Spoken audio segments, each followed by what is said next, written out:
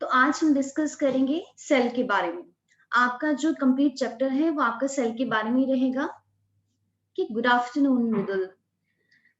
तो हम आज इस पूरे चैप्टर में ये सारी चीजें जानेंगे कि जो एक सेल होता है, सेल के अंदर क्या-क्या चीजें होती हैं और वो हमारी बॉडी में क्या-क्या फंक्शन परफॉर्म करते हैं।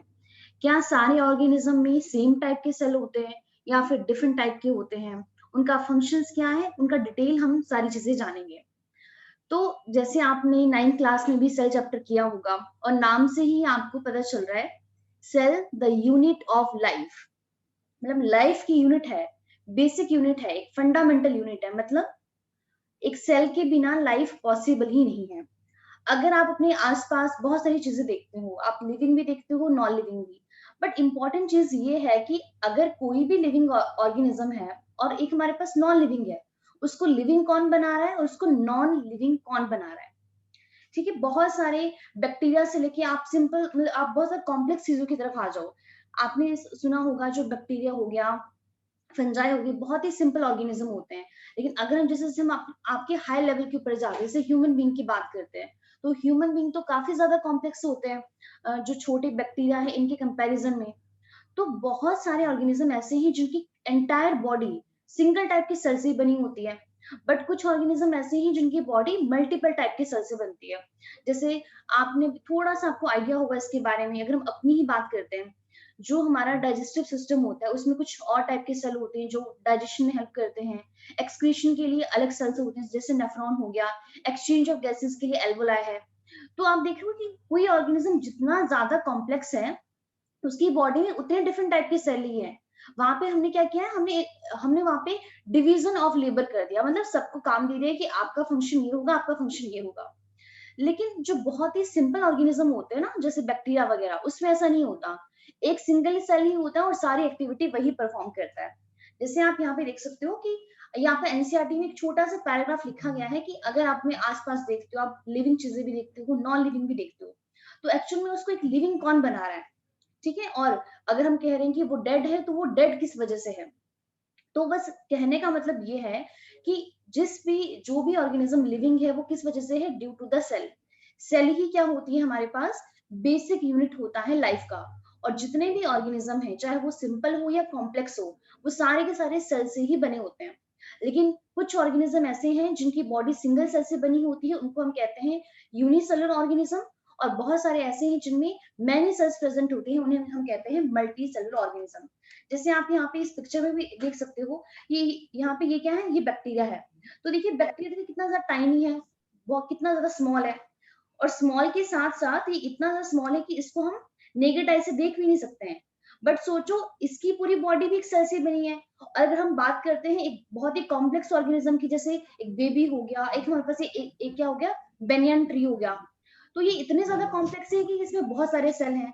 लेकिन एक कॉमन चीज है, चाहे हमारे पास कोई भी ऑर्गेनिज्म सिंपल हो या फिर कॉम्प्लेक्स हो, बॉडी सबकी सेल से ही बनी हुई है। ठीक है, तो यहाँ पर देखिए सारी चीजें वही लिखी है, थोड़ा सा एक बार इसको रीड आउट कर लेते हैं। जस्ट उन्हें बेसिक चीजें लिखी हैं कि बेसिक यूनिट क्या है लाइफ का, सेल है। सेल ही होता है जो सारे लिविंग ऑर्गेनिज्म में प्रेजेंट होता है और वो उसको लिविंग बनाता है। लेकिन बहुत सारे ऑर्गेनिज्म ऐसे हैं जो किससे बनते हैं, ओनली सिंगल सेल से बनते हैं। तो उनकी बॉडी में जितनी भी एक्टिविटी चलती है ना, सारा काम करना, चाहे फूड को डाइजेस्ट करना है, रेस्पिरेशन करना है, एक्सक्रीशन करना है, वो ओनली सिंगल सेल ही करता है। उन्हें हम कहते हैं यूनिसेलुलर ऑर्गेनिज्म। बट बहुत सारे ऑर्गेनिज्म ऐसे होते हैं जिनकी बॉडी मैनी सेल से बनी होती है, उसे हम कहते हैं मल्टीसेलुलर। लेकिन एक कॉमन चीज है, बेबी को ले लो। प्लीज अपना माइक ऑन कर दी ऑफ कर दीजिए। नाम तो नहीं मेंशन है, but Redmi 6A। Thank you. तो यहाँ पे क्या है, a baby, a banyan tree, a bacterium, all look different. सारे के सारे क्या है, देखने में डिफरेंट है, बट फिर भी एक चीज कॉमन है कि सबकी बॉडी ओनली टाइनी सेल से ही बनी होती है। बट एक चीज बहुत ही ज्यादा इंपॉर्टेंट है, सेल जितना ज्यादा टाइनी होता है, स्मॉल होता है, लेकिन एक्चुअल में उसका जो स्ट्रक्चर होता है ना इंटरनल, वो उतना ही ज्यादा कॉम्प्लेक्स होता है। आपको बेसिक आइडिया तो सबको ही, आपने सबने 9th क्लास में चैप्टर किया है कि एक जो सेल होता है, ठीक है, अगर हम बात करते हैं, दो टाइप के सेल हम पढ़ते हैं। एक होते हैं प्रोकैरियोटिक, ठीक है, और दूसरे होते हैं यूकैरियोटिक। तो आप सेल के अंदर ही पढ़ते हो कि सेल के अंदर ही न्यूक्लियस होता है, सेल के अंदर ही एंडोप्लाज्मिक रेटिकुलम है, माइटोकॉन्ड्रिया है, लाइसोसोम्स है, वैक्यूल है। तो आप देखो इतना छोटा सा सेल बट कितना ज्यादा कॉम्प्लेक्स है, कितनी सारी चीजें इनमें प्रेजेंट है। और जितनी भी ये सारी हमारे पास ही मतलब एक सेल के अंदर जितना भी कुछ मटेरियल है ना, इसे हम कहते हैं सेल ऑर्गेनली। इन सबका फंक्शन भी अलग अलग है। तो इतना छोटा होने के बावजूद भी इतना ज्यादा कॉम्प्लेक्स है। लेकिन अभी जैसे हमने बात की कि सेल क्या है, तो यूनिसेलुलर ऑर्गेनिज्म की बात करते हैं। पहले थोड़ी सी इसके बारे में। तो ये जो यूनिसेलुलर ऑर्गेनिज्म होते हैं, ये दो लाइनें मेंशन की गई है कि ये कैसे होते हैं, इंडिपेंडेंट एग्जिस्ट करते हैं। अब इसका मीनिंग समझते हैं पहले कि इंडिपेंडेंट एग्जिस्टेंस का मीनिंग क्या होता है। जैसे जो हमारे पास एक मल्टी सेलुलर ऑर्गेनिज्म होता है, अभी अभी हमने रिप्रोडक्शन वाला चैप्टर किया था, मोस्टली बच्चों ने किया है। जस्ट एक यहाँ पे सिंपल एग्जांपल देती हूँ। अगर हमें फीमेल के अंदर एग का फॉर्मेशन करना होता है, ठीक है, प्रेगनेंसी के लिए जो इंपॉर्टेंट होता है, तो आपने वहां पे देखा कि ये एग की फॉर्मेशन किसके ऊपर डिपेंड करती है, हमारे एंडोक्राइन सिस्टम के ऊपर। अगर हमारा anterior pituitary luteinizing hormone and follicle stimulating hormone release नहीं करेगा, तो उसके बिना एग बन ही नहीं सकता है। तो आप यहाँ पे देख रहे हो कि जो एक मल्टी सेलुलर ऑर्गेनिज्म है, वो अपने फंक्शन के लिए बाकी सेल के ऊपर भी डिपेंड होता है। लेकिन जो यूनिसेलुलर ऑर्गेनिज्म होते हैं, ये अपने फंक्शन के लिए किसी दूसरे सेल के ऊपर डिपेंड नहीं होते हैं। इनकी पूरी बॉडी सिंगल टाइप के सेल से बनी है। तो डाइजेशन हो, रेस्पिरेशन हो, ये सारा फंक्शन एक सिंगल सेल ही सारे के सारे फंक्शन परफॉर्म करता है। तो इसीलिए हम कहते हैं कि यूनिसेलुलर ऑर्गेनिज्म क्या होते हैं, कैपेबल होते हैं इंडिपेंडेंट एग्जिस्टेंट के लिए। होता बहुत ही छोटा है लेकिन बहुत ज्यादा बड़ा होता है। अब जैसे अभी अभी मैंने आपको बताया कि एक सेल है, सेल के अंदर क्या होता है, न्यूक्लियस भी होता है, माइटोकॉन्ड्रिया भी है, गोल्जी बॉडी भी है, लाइसोसोम भी है और एंडोप्लाज्मिक रेटिकुलम भी है। ठीक है, जो बच्चे नए हैं प्लीज आप घबराना मत कि हम क्या बातें कर रहे हैं। अभी हम ये सारी चीजें आगे डिस्कस करेंगे पूरा डिटेल में, लेकिन जस्ट अभी मैं यहाँ पे थोड़ा सा आइडिया दे रही हूँ जिनको थोड़ा सा पता है सेल के बारे में। तो यहाँ पे देखिए क्या चीज हो रही है कि हमने कहा कि एक सेल के अंदर क्या है, बहुत सारी चीजें प्रेजेंट है। लेकिन जब हमारा सेल ये डिवाइड करता है, ठीक है, एक सेल डिवाइड किस लिए करता है, न्यूक्लियस की वजह से ही सेल में डिवीजन होती है। तो जब भी सेल माइटोटिक डिवीजन करता है, तो एक सेल से हमारे पास 2 सेल फॉर्म होते हैं। तो यहाँ पे आप एक चीज देख रहे हो कि जब सेल डिवाइड करेगा, तो इस सेल के अंदर इतनी सारी जो ऑर्गेनेली है, like mitochondria, Golgi body, endoplasmic reticulum, lysosome, ये टोटली भी इस सेल के ऊपर डिपेंड है अपनी आपके डिवीजन के लिए। मतलब सेल डिवाइड करेगा तभी ये ऑर्गेनली डिवाइड करेगी। लेकिन हमारे पास ये जो माइटोकॉन्ड्रिया है और हमारे पास एक होता है क्लोरोप्लास्ट, जो उन्हें प्लांट में प्रेजेंट होता है। ये 2 ऑर्गेनेली ऐसी होती हैं, इनके पास खुद का ही इनका खुद का डीएनए होता है। तो ये सेल डिवाइड करे ना करे, बिना सेल के बिना ही ये डिवाइड कर जाती है। तो हम यहाँ पे क्या देखते हैं कि less than complete structure of a cell does not ensure independent living. मतलब जैसे हमने कहा कि सेल आपका इंडिपेंडेंट मैनर में डिवाइड करता है, बट बहुत ही कम पार्ट होता है सेल का। ये तो मोस्टली वो क्या होता है, मतलब जो भी पेरेंट सेल है उसी के ऊपर डिपेंड होता है अपनी डिवीजन के लिए। बट एक चीज है कि सेल क्या होता है, फंडामेंटल। फंडामेंटल का मतलब क्या होता है, बेसिक। सेल क्या है, basic structural and functional unit है लिविंग ऑर्गेनिज्म का। अब इसका मीनिंग क्या है, आप कोई भी लिविंग ऑर्गेनिज्म देख लो, कोई भी लिविंग ऑर्गेनिज्म, हमने क्या कहा, कंप्लीट बॉडी सेल ही बना रहा है। तो कंप्लीट बॉडी आप देख रहे हो, मतलब आप किसी भी ऑर्गेनिज्म का स्ट्रक्चर देख रहे हो, तो स्ट्रक्चर को बनाने वाला भी सेल ही है, और वहां पे जितने भी फंक्शन परफॉर्म हो रहे हैं, उन सारे फंक्शन को परफॉर्म करने वाला भी सेल ही है। अब यहाँ पर सबसे पहले इसके बारे में बात करते हैं कि सेल की डिस्कवरी कैसे हुई थी। तो हमारे पास सबसे पहले रॉबर्ट हुक आए थे, जो आप यहाँ पे देख सकते हो। रॉबर्ट हुक ने कॉर्क को स्टडी किया था। कॉर्क क्या होता है, प्लांट के अंदर एक डेड मटेरियल होता है। आपने पक्का ऑब्जर्व किया होगा, ये बाहर वाले प्लांट के अंदर जो बाहर वाली लेयर होती है ना, ये वाली, इसको हम कहते हैं कॉर्क। तो कॉर्क क्या होता है, डेड मटेरियल होता है प्लांट का, उसकी आउटर कवरिंग होती है।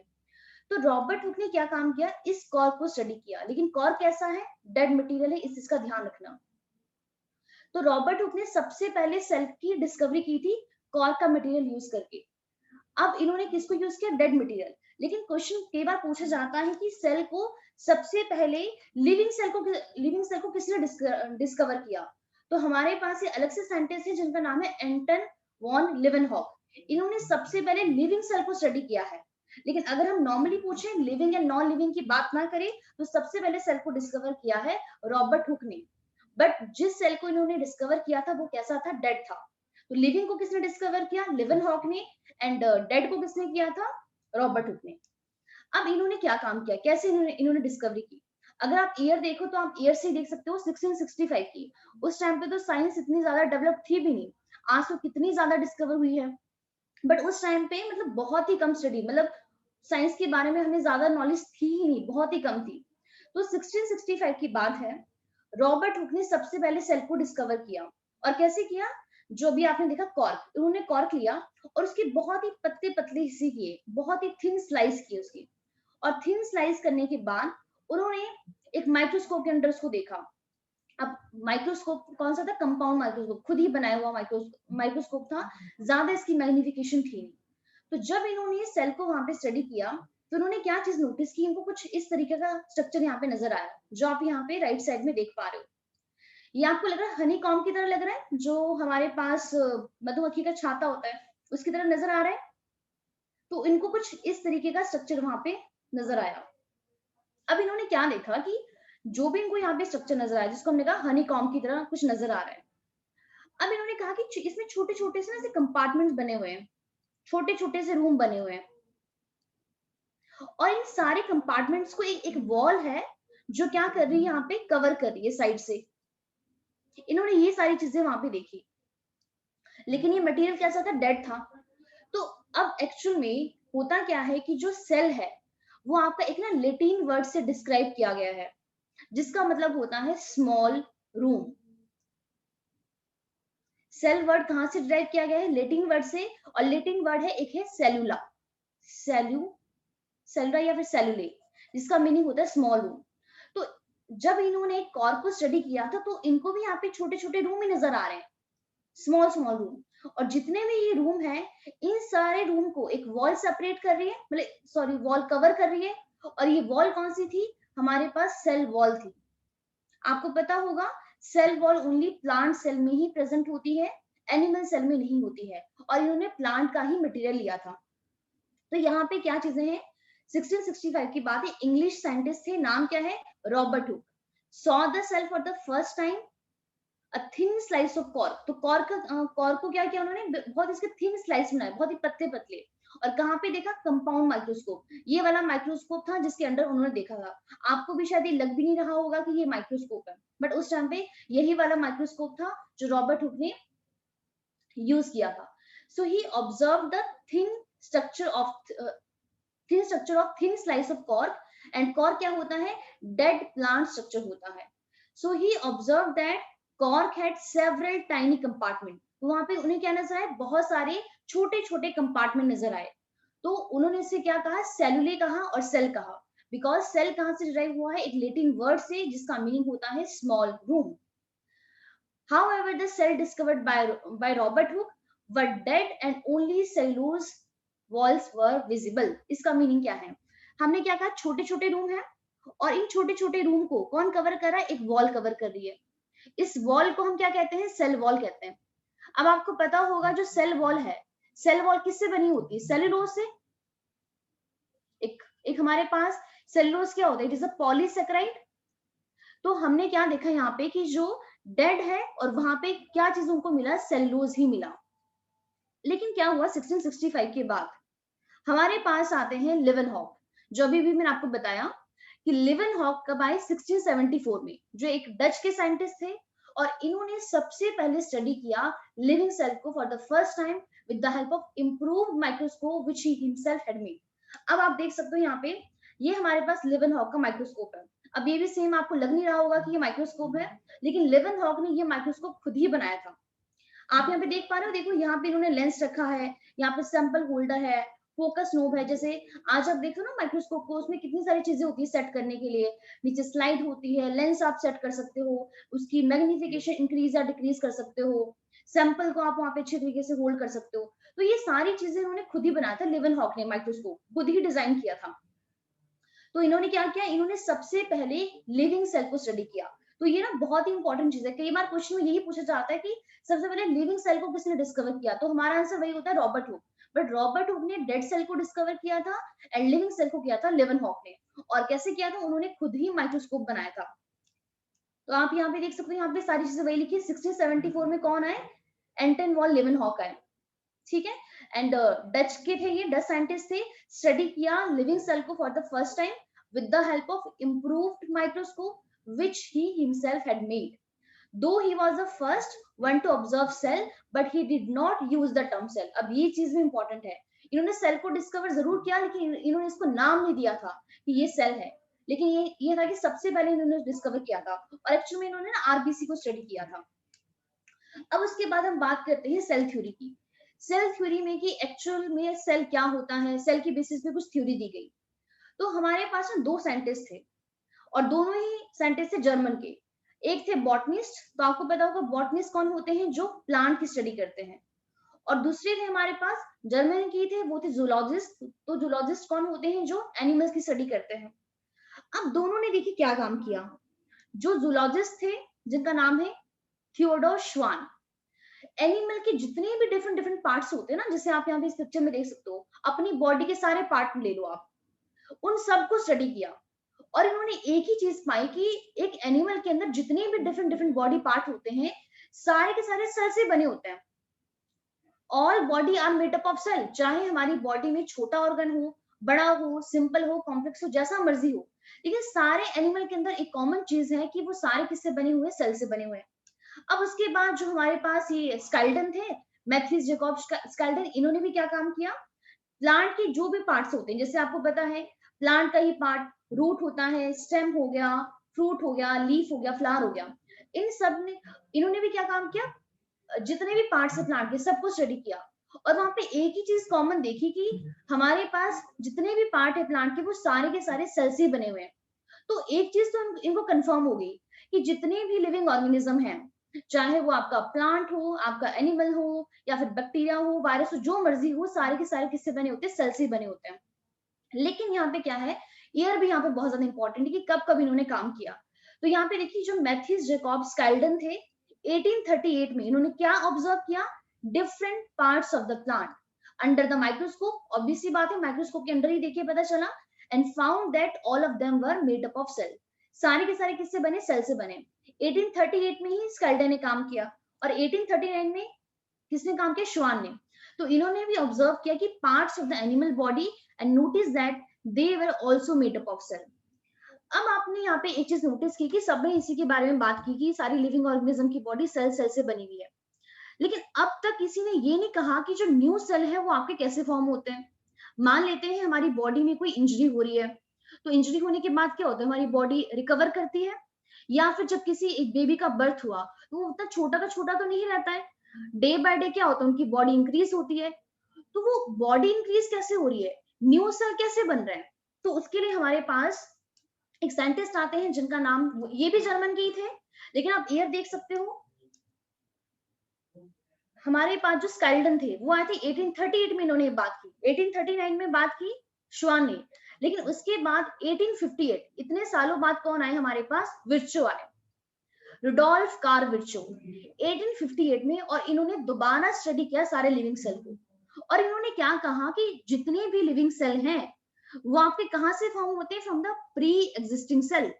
कहने का मतलब ये है कि जो हमारी बॉडी में पहले से सेल है, मान लेते हैं कि ये सेल क्या है, ये पहले से ही वहां पे प्रेजेंट है, जिसको हम कहते हैं पेरेंट सेल, यही डिवाइड होता है आगे जाकर। तो ये देखिए, अब जब ये डिवीजन करता है, तो यहाँ पे क्या हुए हैं, 2 सेल बने हैं। तो जो न्यू सेल बनते हैं उन्हें हम कहते हैं डॉटर सेल, जो सेल डिवाइड करता है उसे कहते हैं पेरेंट सेल, और जो 2 सेल फॉर्म होते हैं उन्हें हम कहते हैं डॉटर सेल। तो जो पेरेंट सेल है वही क्या करता है, डिवाइड करता है, और इस तरीके से क्या बनते हैं, न्यू सेल का फॉर्मेशन होता है। लेकिन इन्होंने जो देखो, इन्होंने ये नहीं कहा कि सारे सेल आपके प्री एग्जिस्टिंग सेल से बनते हैं। इन्होंने एक स्टेटमेंट दिया, और वो स्टेटमेंट था आपका लेटिन में। लेटिन में इन्होंने क्या क्या स्टेटमेंट दिया, ओमनी सेलुला ई सेलुला।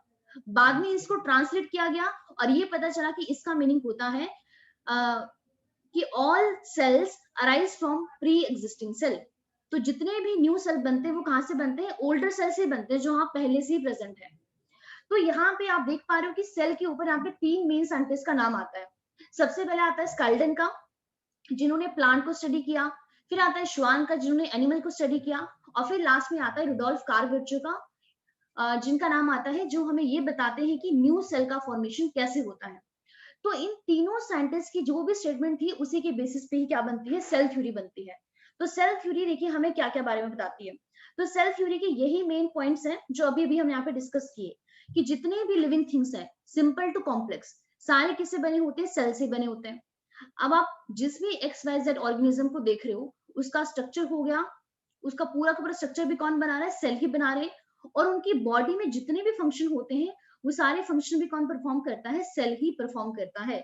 इसीलिए हम कहते हैं कि सेल क्या है, बेसिक यूनिट है लाइफ का। मतलब अगर सेल नहीं है तो लाइफ भी पॉसिबल नहीं है। एंड थर्ड पॉइंट है, all cells arise from pre existing cell by the cell division. जब आपका सेल डिवाइड करता है तो डिवाइड होने पे ही क्या होते हैं, न्यू सेल का फॉर्मेशन होता है। लेकिन कहां से होते हैं, from the pre existing cell. ठीक है, तो यहाँ पे देखिए, यहाँ पे भी सारी चीजें वही है, एक बार इसको भी रीड कर लेते हैं। तो श्वान कब आए थे, 1839 में। ब्रिटिश के ही जूलॉजिस्ट थे, स्टडी किया different type of animal cell and reported that, एक मिनट, हाँ ठीक है, reported that cell had a outer, एक मिनट, और श्वान ने ही प्लाज्मा मेम्ब्रेन को स्टडी किया था। सॉरी, ये मैं आपको बताना भूल गई। तो श्वान ने किसको स्टडी किया, रिपोर्ट किया, cell had a tiny thin outer layer which is known as a plasma membrane.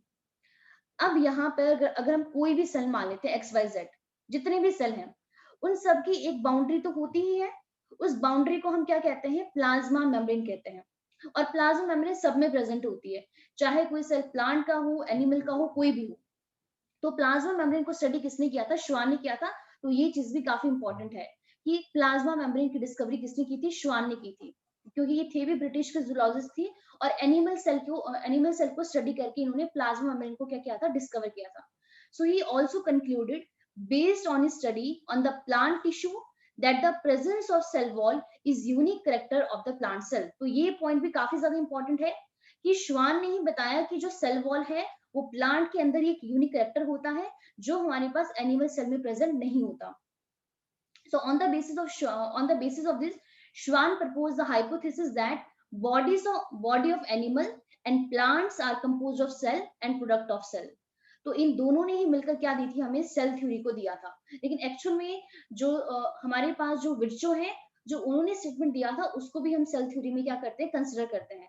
But this theory however did not explain as how new cells were formed। तो वही बात आ गई, इन्होंने सब कुछ बता दिया लेकिन ये नहीं बता पाए कि न्यू सेल कैसे बन रहे हैं। तो न्यू सेल कैसे बन रहे, वो किसने हमें बताया, रुडोल्फ कार्ल ने बताया। कब बताया, 1858 में। अब हम यहाँ पे एक बहुत ही इंपॉर्टेंट चीज पढ़ने वाले हैं, हो सकता है यहाँ पे बाकी बच्चों को पता भी हो। जितने भी सेल होते हैं हमारी बॉडी के, वो क्या होते हैं, टोटीपोटेंट होते हैं। अब इस टोटीपोटेंट का मीनिंग क्या होता है, ठीक है, टोटीपोटेंट से ही वर्ड आया है, इसको ब्रेक करते हैं। टोटी का मतलब होता है टोटल, एंड पोटेंट का मतलब होता है पोटेंशियल। मतलब सेल के पास क्या है, टोटल पोटेंशियल है।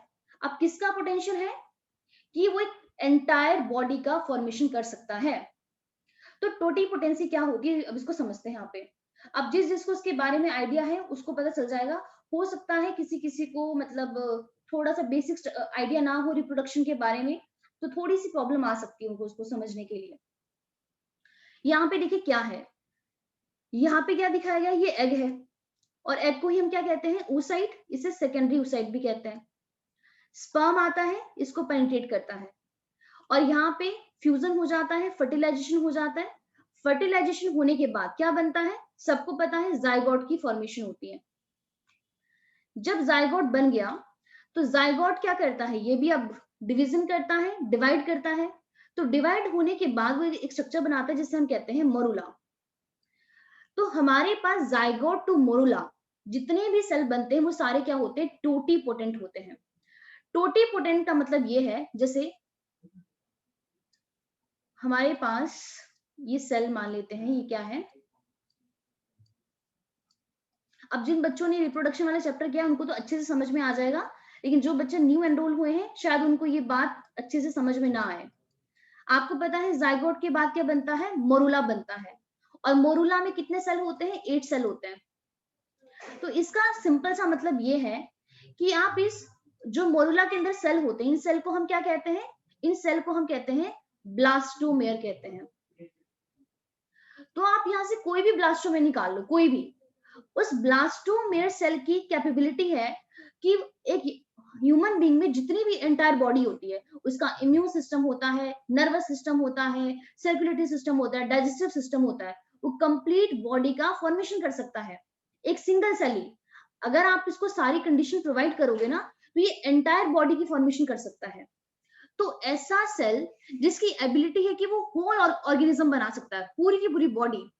अब सोचो कि ये पूरी बॉडी क्यों बना सकता है, क्योंकि जब इसने अभी ये इस वाली स्टेज में है कि अभी ये स्पेशलाइज नहीं हुआ है, अब इसको यहाँ पे स्पेसिफिसिटी नहीं मिली है कि आपको यही काम करना है। तो ऐसा सेल जो कंप्लीट बॉडी का फॉर्मेशन कर सकता है, जो भी आपका डिफरेंशिएट नहीं हुआ है, स्पेशलाइज नहीं हुआ है, उसे कहते हैं, उस सेल को हम कहते हैं कि वो क्या होती है, उस सेल की टोटीपोटेंसी होती है, और इसी को ही हम कहते हैं स्टेम सेल। पहले भी हमने बात की थी कि स्टेम सेल क्या होते हैं, अनडिफरेंशिएटेड सेल होते हैं, जिनकी एबिलिटी होती है होने की। तो यहाँ पे मोरूला के बाद क्या बनता है, ब्लास्टोसिस्ट बनता है, और ब्लास्टोसिस्ट के बाद ह्यूमन फीटस मतलब बेबी बनता है। अब आपको पता है ब्लास्टोसिस्ट का जो आउटर वाले लेयर होती है, इसको हम क्या कहते हैं, ट्रोफोब्लास्ट। तो ट्रोफोब्लास्ट क्या बनाता है, प्लेसेंटा बनाता है, और अंदर कुछ सेल पड़े हुए हैं, इसे हम कहते हैं आईसीएम, इनर सेल मास या इनर मास सेल। ये क्या करते हैं, ये बनाते हैं कंप्लीट एम्ब्रियो, जितना भी मतलब बॉडी का वो होता है। तो अब यहाँ पे देखिए इस चीज को समझना, जब हमने यहाँ पे इनर मास सेल निकाला, तो आपने एक चीज यहाँ पे नोटिस की कि जो इनर मास सेल है, ये हमारे बॉडी के बाकी सारा पार्ट बना सकता है एक बेबी के अंदर, लेकिन वो प्लेसेंटा की फॉर्मेशन नहीं कर सकता है। प्लेसेंटा की फॉर्मेशन कौन करता है, ट्रोफोब्लास्ट। मतलब मोरूला के पास ऐसे सेल है जो प्लेसेंटा भी बना सकता है, और बाकी जितने भी बॉडी में पार्ट बनते हैं वो भी बना सकता है। तो टोटीपोटेंट सेल कौन हुआ, मोरूला हुआ। पर ब्लास्टोसिस्ट क्या है, वो सॉरी हाँ, इनर सेल मास जो है ब्लास्टोसिस्ट के अंदर, वो आपका टोटीपोटेंट सेल नहीं हुआ, उसे हम कहते हैं प्लूरीपोटेंट। प्लूरीपोटेंट का मतलब होता है कुछ बना सकता है, मतलब मैनी बना सकता है, प्लूरो का मतलब होता है मैनी। काफी ज्यादा पोटेंशियल है, बट टोटल पोटेंशियल नहीं है। टोटल पोटेंशियल किसके पास था, इस मोरूला के पास ही था, जो एक कंप्लीट एंटायर बॉडी बना पाता है। ठीक है, थोड़ा थोड़ा आपको आइडिया हुआ। जो बच्चे नए हैं, हो सकता है उनको ये चीज अभी समझ ना आई हो, क्योंकि अभी उन्होंने बाकी चीजें पढ़ी नहीं है।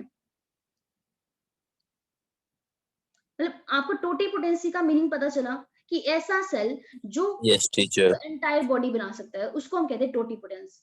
एंड प्लूरीपोटेंट होता है जो आपका कुछ कुछ पार्ट बना सकता है। ठीक है, तो यहाँ पे क्या लिखा है, सेल्स आर दी टोटीपोटेंट। तो टोटीपोटेंसी का मीनिंग क्या होता है, ability of living cell to form whole organism. लेकिन देख कब तक, आगे उन्होंने मेंशन भी किया है, unless and until they have become extremely specialised. अब देखिए जब ब्लास्टोसिस्ट बनता है ना मोरूला के बाद, तो ये आपका स्पेशलाइज हो जाता है। अब ये कहता है कि मैं तो यही काम कर सकता हूँ। ये सिंपल वही बात है कि जैसे जब हम पढ़ते हैं, तो देखो फर्स्ट क्लास से लेकर 10th क्लास तक हम सारे सब्जेक्ट पढ़ते हैं, यहाँ पे कोई यहाँ पे स्पेसिफिसिटी नहीं है। बट 11th और 12th में आके आप थोड़ा सा आप स्पेसिफिक हो जाते हो, कोई आर्ट्स में चला जाता है, कोई कॉमर्स में चला जाता है, कोई आपका साइंस में चला जाता है। उसके बाद जब प्लस 2 करते हैं तब वो आपके और ज्यादा स्पेसिफिक हो जाते हैं। लेकिन देखिए जैसे जब उसकी एज कम थी, तो उस टाइम पे वो क्या था, आपका स्पेसिफिक नहीं था, उस टाइम पे वो आपका स्पेशलाइज नहीं हुआ था। तो ये काफी ज्यादा इंपॉर्टेंट टर्म है यहाँ पे कि टोटीपोटेंसी क्या होता है, होल ऑर्गेनिज्म बनाना। लेकिन वो कब तक बना सकता है, जब तक वो आपका एक्सट्रीमली स्पेशलाइज नहीं हुआ है, तब तक उसके पास एबिलिटी होती है। और ऐसे सेल को ही हम कहते हैं, मतलब जो सेल आपका टोटीपोटेंट होता है ना, उसको हम एक नाम देते हैं, उसको हम बोलते हैं स्टेम सेल। तो स्टेम सेल ही क्या होते हैं, टोटीपोटेंट होते हैं। ठीक है,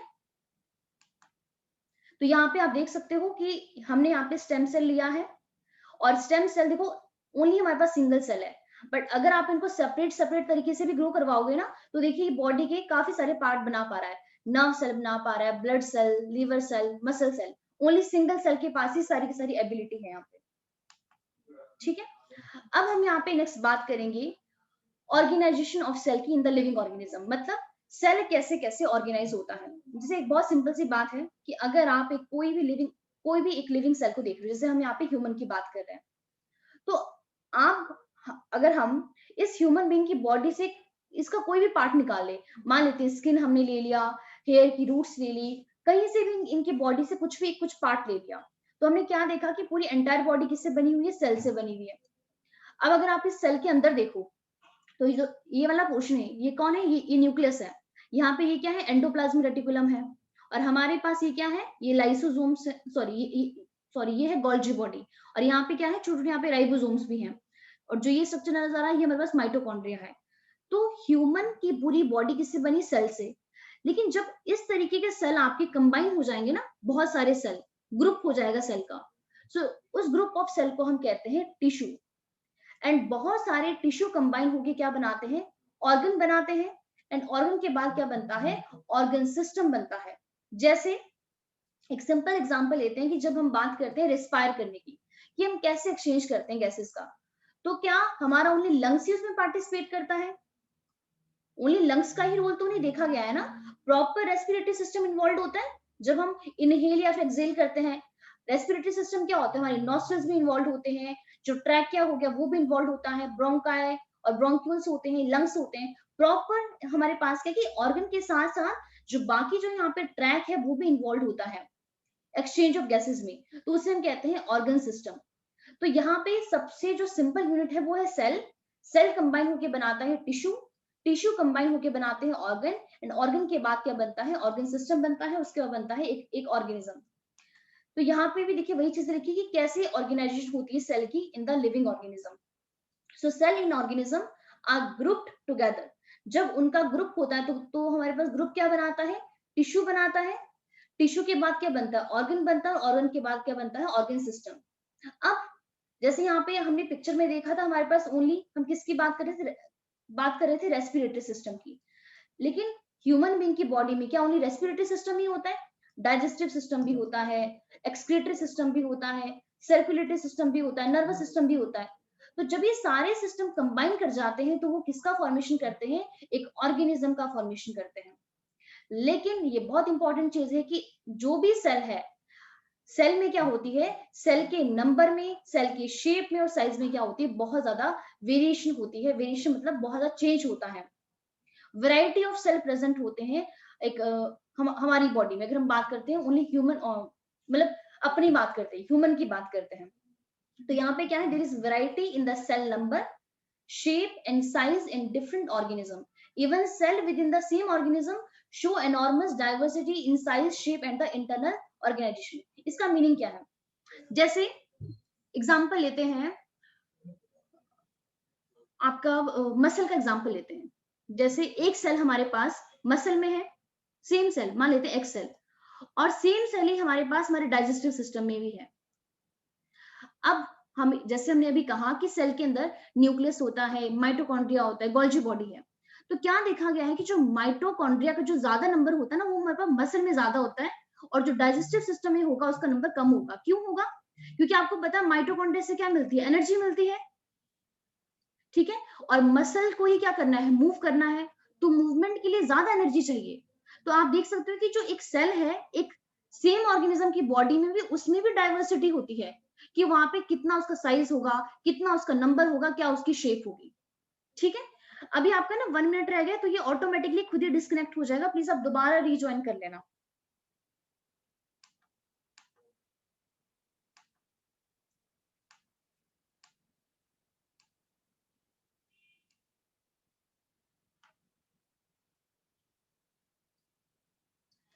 तो अभी जैसे हमने यहाँ पे कहा कि जो हमारे पास सेल होते हैं, बहुत सारे ऑर्गेनिज्म ऐसे हैं जिनकी एंटायर बॉडी सिंगल टाइप के सेल से ही बनी है, उसे हम कहते हैं यूनिसेलुलर ऑर्गेनिज्म।